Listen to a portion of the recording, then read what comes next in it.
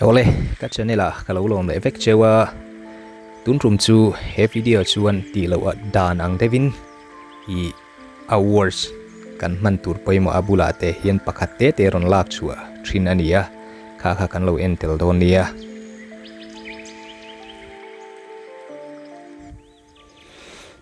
Hi, did you sleep well last night? Hi, ni san lam te imutuyem. Yes, what about you? Oh, nang sok imutuyem. Yes, I have got such a lovely dream too. Oh, mu mang thadeu kala mang sui. Last night kan ti chuan ni san soina ani. Oh really? It sounds great.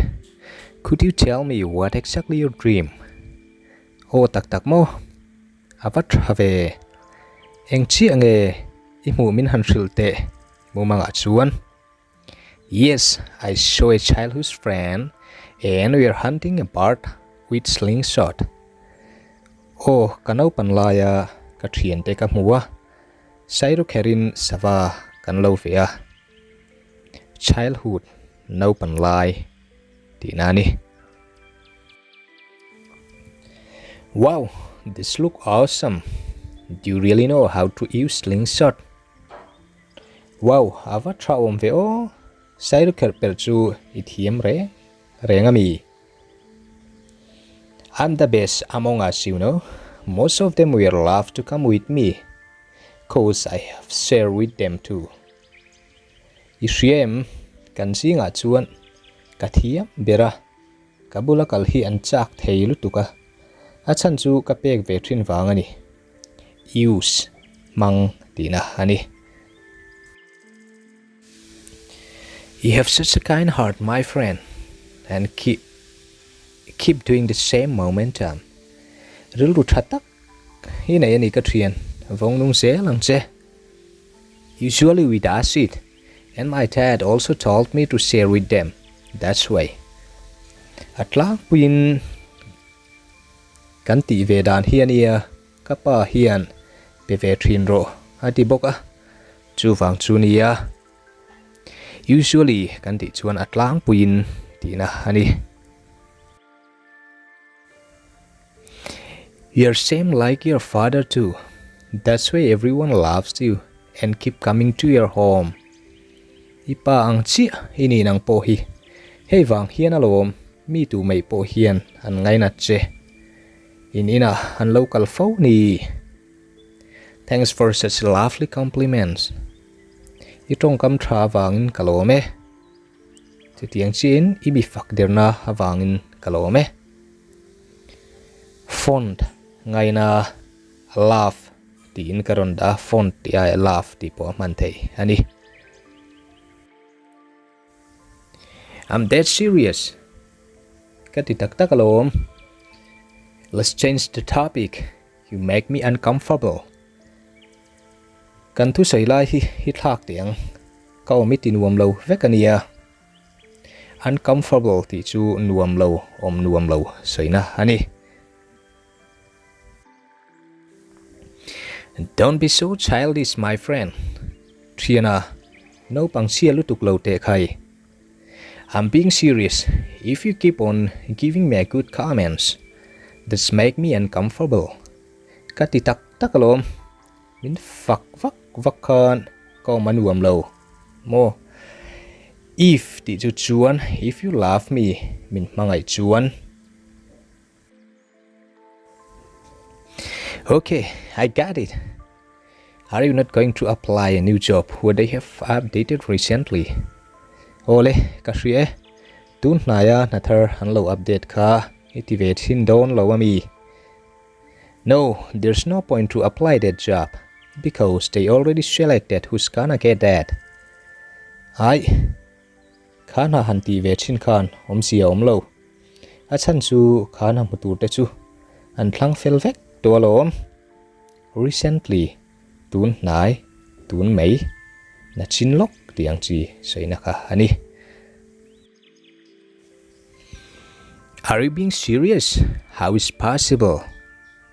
Iti tak mo, eng tin ngay ani thay. Are you blind or what?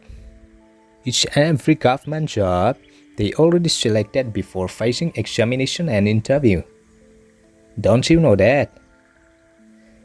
Imit adil nge monisok le sorkar na re reng chuan exam le interview ma in an thlang fel vek to zela lom I hrengai lo mi select ti chu thlang chuak thlang ti na ani. I didn't know that. You have to understand because I'm an educated person, you know. Kaselo re reng iriat thiam ka ngai ni. Achan chu mile ka thiam lo mai kani hi. Uneducated person kan ti chun mile ka thiam lo le ka thiam lo. Educated person ani chuan le ka thiam. That's better in this situation. It doesn't make sense whether we are educated or uneducated person because we are here in the same boat.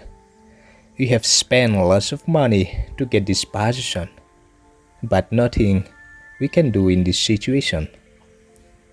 Tunan din mun eng chuan a thazo kalom le kha thiam lo in hom zia hom lo din mun in anga kan om tho hi.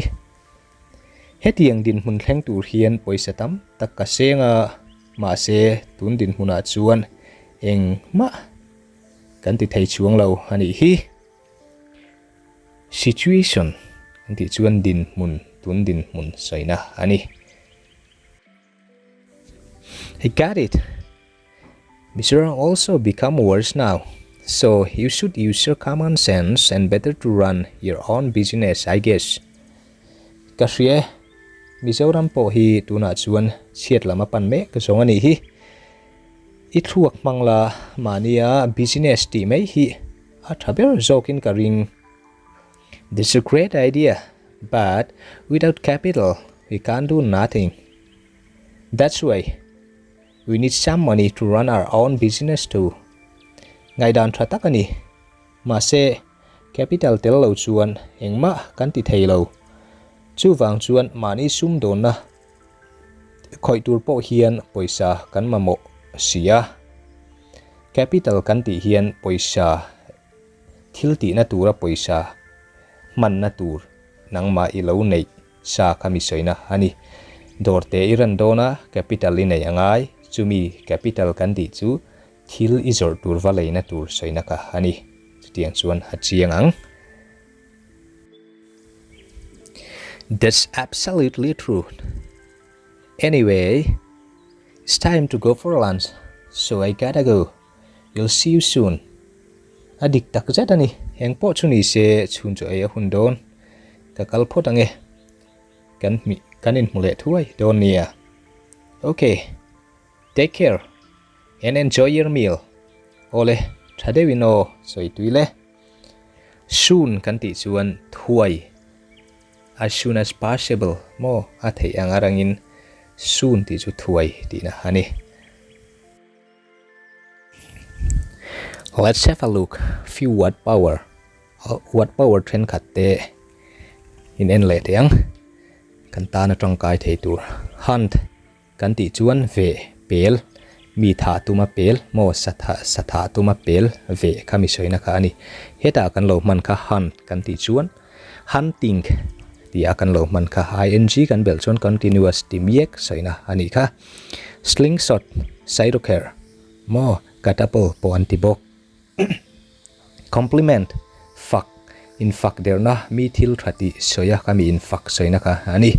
Childish no pangsia lutuk rilute tiang lampang soina deu ka ani. Worse chetul tul mo chiat lampan soina ani. Heta anwe hi idioms in the same boat din mun in angreng tina ani. We are in the same boat din mun in anga kan omek soina ka ani.